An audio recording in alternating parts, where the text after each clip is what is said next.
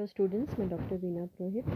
आज का हमारा टॉपिक है ह्यूगो डी वेरिस की म्यूटेशन थ्योरी।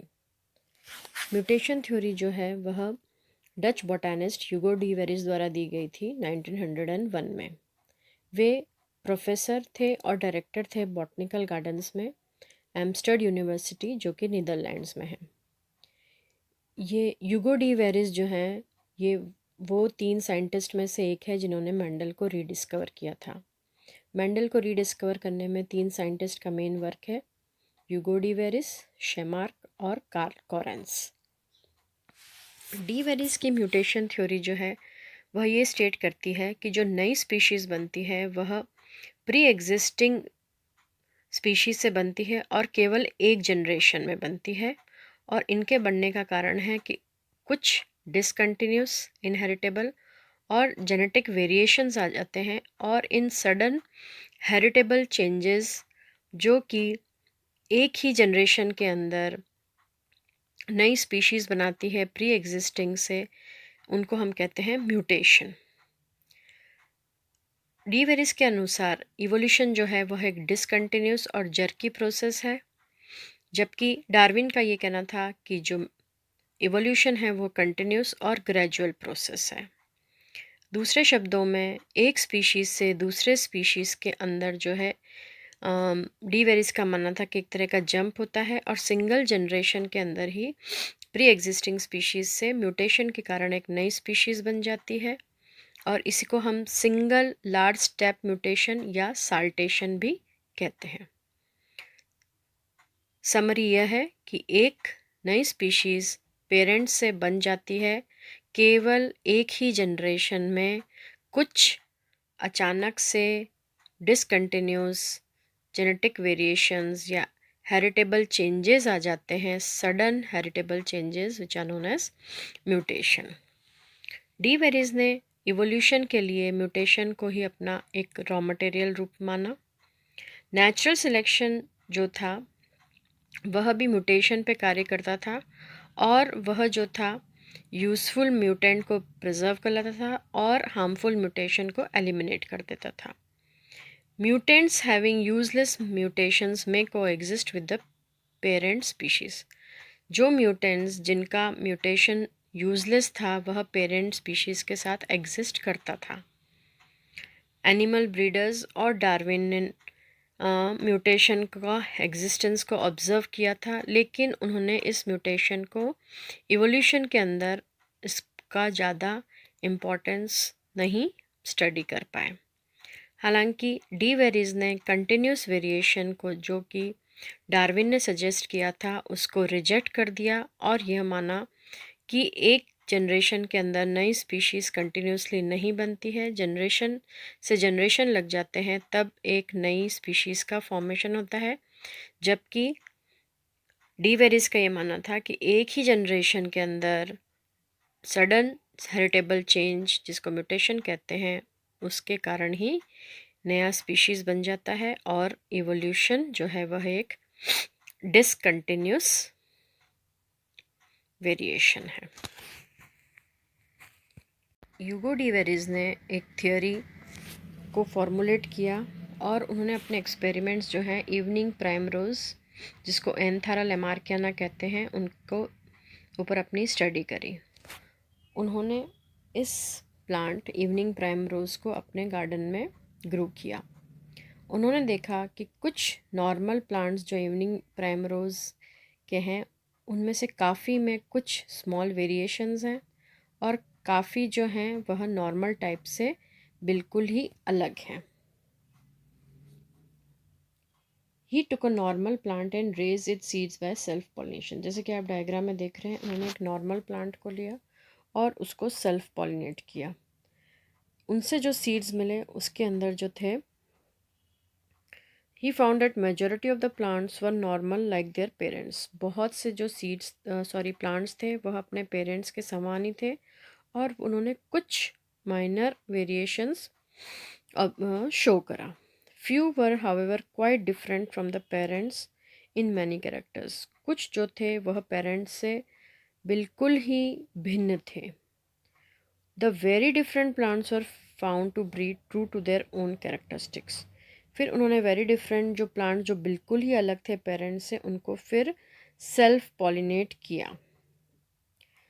जब उन्होंने सेल्फ पॉलिनेट करा और जो उनसे सीड्स मिले तो उनसे भी काफ़ी डिफरेंट प्लांट्स मिले जो पेरेंट्स से समान थे, और कुछ प्लांट्स ऐसे मिले जो पेरेंट्स से बिल्कुल ही अलग थे। तो हर जनरेशन में कुछ प्लांट्स ऐसे मिले जो अपने पेरेंट्स से काफ़ी अलग थे। जो प्लांट्स अपने पेरेंट्स से अलग थे उनके अंदर साइज़ ऑफ फ्लावर्स में वेरिएशन था, शेप ऑफ लीव्स में, कलर, स्टेम की size, form and arrangement of bird, size of seeds और ग्रोइंग हैबिट्स, इन सब में जो था ये अपने पेरेंट्स से बिल्कुल ही अलग थे। इससे डी वेरीज ने कंक्लूड किया कि new types were appearing in evening primrose and he was actual evening primrose के अंदर उन्होंने ये कंक्लूड किया कि उस प्लांट के अंदर इवोल्यूशन देखा जा सकता है। पहले जो प्लांट्स थे वह अपने पेरेंट्स के समान थे, और कुछ पहले जनरेशन में कुछ प्लांट जो थे वह पेरेंट्स से एकदम ही अलग थे। उन्होंने उन प्लांट्स को जो अपने पेरेंट्स से बिल्कुल ही एक जनरेशन में अलग दिख रहे थे उनको उन्होंने म्यूटेशन नाम दिया, और ऐसे प्लांट जिनके अंदर ही चेंजेस आ गए उनको नाम दे दिया म्यूटेंट्स। उन्होंने ये सिद्ध किया कि mutation appeared suddenly and was inherited by the offspring. Mutation जो था वो एक सडन हेरिटेबल चेंज था जो अचानक दिखता है और ऑफस्प्रिंग के द्वारा कैरी होता है। उनके ये जो एक्सपेरिमेंट्स थे उसका आप डायग्राम देख सकते हैं फिगर 7.63 में, कि नॉर्मल प्लांट्स को जब उन्होंने सेल्फ पॉलिनेट किया उनसे सीड्स मिले। पहले जनरेशन में नॉर्मल प्लांट्स जो पेरेंट्स के समान थे, और उसी जनरेशन में कुछ प्लांट्स ऐसे मिले जो पेरेंट्स से बिल्कुल अलग थे। जो अलग प्लांट्स से उनको नाम दिया म्यूटेंट्स, और यह म्यूटेशन खुद सडन हेरिटेबल चेंज के कारण हुआ। वेरी डिफरेंट प्लांट्स में फिर सेल्फ पॉलिनेशन किया, सीड्स को जब ग्रो किया तो उनसे वेरी डिफरेंट प्लांट्स मिले, और कुछ स्टिल मोर जो बिल्कुल ही पेरेंट्स से अलग थे। तो यह सारे प्लांट्स एक ही जनरेशन में अपने पेरेंट्स से भिन्न होने का कारण था सडन हेरिटेबल चेंजेस और genetic variation which were discontinuous and jerky and were called mutations. D varies ने 4 तरह के प्लांट्स को स्टडी किया। सबसे पहले प्लांट का नाम दिया प्रोग्रेसिव, जिनके पास कुछ नए कैरेक्टर्स होते हैं। रेट्रोग्रेसिव, जिनके पास कुछ कैरेक्टर्स रिड्यूस्ड या लॉस्ट हो चुके होते हैं। Degressive, which were weak and has low survival, ऐसे प्लांट्स जो काफ़ी वीक होते हैं जिनका सर्वाइवल की कैपेसिटी बहुत लो होती है। इनकॉन्स्टेंट, जो पेरेंट्स से रिजेंबल करते हैं और कभी कभी वेरिएशन प्रोड्यूस करते हैं। Features of mutation theory, mutation जो है वह इवोल्यूशन का एक तरह से रॉ मटेरियल है।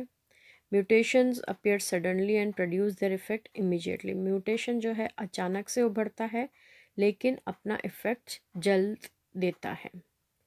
म्यूटेशंस जो हैं वह मार्केटली डिफरेंट होते हैं पेरेंट्स से, and there is no intermediate stages between the to.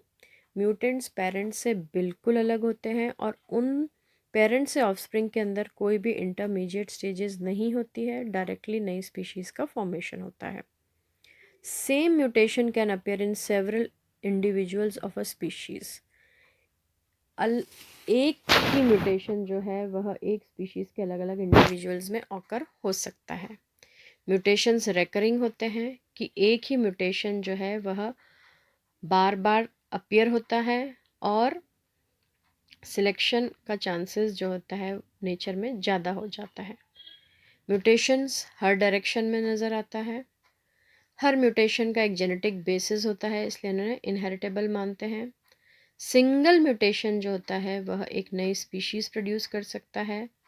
Nature select करता है कि कौन सा म्यूटेशन बेनिफिशियल है, और वह लीथल म्यूटेशन को एलिमिनेट कर देता है। इवोल्यूशन जो है वह डिसकंटिन्यूस और जर्की प्रोसेस है। Criticism of the theory, other theories जो इवोल्यूशन की है उसी तरह म्यूटेशन थ्योरी के भी कुछ फेवर और कुछ पॉइंट्स अगेंस्ट में हैं। सबसे पहले evidences for the theory. De Very's experiment has been repeated by McDougall and Shell in America and by Getz in England. De Vries के जो एक्सपेरिमेंट्स थे ओएंथारा पे, वह मैकडोगल और शेल के द्वारा अमेरिका में और गेट्स के द्वारा इंग्लैंड में जो है रिपीट किए गए और उनके ऑब्जर्वेशंस को कंफर्म किया गया। म्यूटेशंस जो है वह नेचर में ऑकर होते हैं, जैसे कि डी वेरिस ने कहा था। कुछ एग्जांपल्स हैं जो यह प्रूव करेंगे कि म्यूटेशन एक सडन हेरिटेबल चेंज है। एनकॉन शीप जो थी एक शॉर्ट लेग्ड वैरायटी थी शीप की, जो कि एक ऑर्डिनरी शीप द्वारा प्रोड्यूस किया गया सिंगल जनरेशन में। यह म्यूटेशन जो था कि एक शॉर्ट लेग्ड वैरायटी प्रोड्यूस होना एक ऑर्डिनरी शीप से, वह फार्मर्स के लिए बेनिफिशियल था, क्योंकि ऐसी शॉर्ट लेग्ड वैरायटी जो थी शीप की, वह जंप नहीं कर पाती थी लो स्टोन फेंसेस पे। हॉर्नलेस और polled Hereford cattle were produced by normal parents in 1889 in a single generation. Normal cattle के द्वारा हॉर्नलेस कैटल का प्रोड्यूस होना सिंगल जनरेशन में, यह भी एक म्यूटेशन का एग्जाम्पल है। Hairless cats, dogs and mice have arisen from normal parents in a single step. Normal parents से हेयरलेस कैट्स, डॉग्स और माइस का बनना भी एक तरह सिंगल स्टेप में, यह भी म्यूटेशन का ही एग्जाम्पल है। ओएंथारा लैमार्कियाना के अंदर 14 क्रोमोसोम्स है और उनसे जो म्यूटेंट्स बनते गए उनके पास 16, 20, 22, 24, 28 और 30 क्रोमोसोम्स तक हैं। इसका मतलब म्यूटेंट्स जो है वह इंडिपेंडेंट स्पीशीज़ के अंदर जो है वह होता है, और म्यूटेंट्स जो होती हैं वह अपने आप में एक सक्षम या एक इंडिपेंडेंट स्पीशीज़ होती है। म्यूटेशंस का एक जेनेटिक बेसिस होता है और वह इनहेरिटेबल होता है। सिंगल लार्ज म्यूटेशन जो रहता है एक नई वैरायटी या एक नई स्पीशीज़ को प्रोड्यूस करता है, जैसे डिलीशियस एप्पल या साइसर गाइगस, मैक्रोजेनेसिस जिसको हम कहते हैं। Evidences against the theory. इस म्यूटेशन थ्योरी की कुछ शॉर्टकमिंग्स हैं। म्यूटेशंस जो हैं वह रेयरली ऑकर होते हैं, इसलिए ये डाउटफुल है कि सभी प्लांट्स और एनिमल स्पीशीज़ जो बनती हैं उसमें म्यूटेशंस अपीयर होता है या नहीं।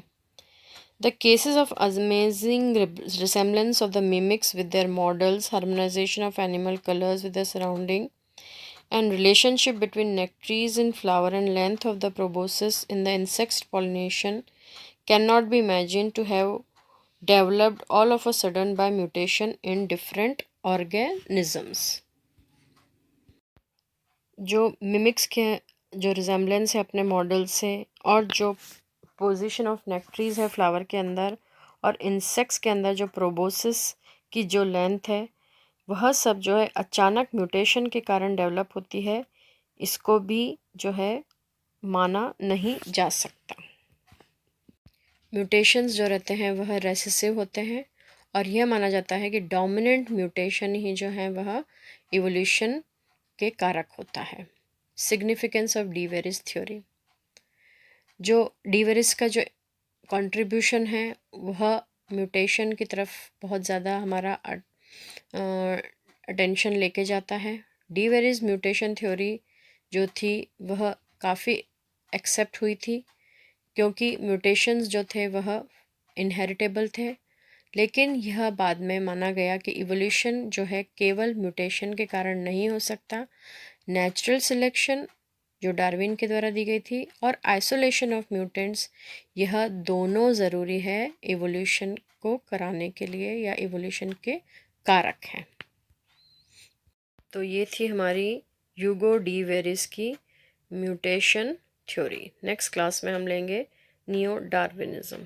Thank you.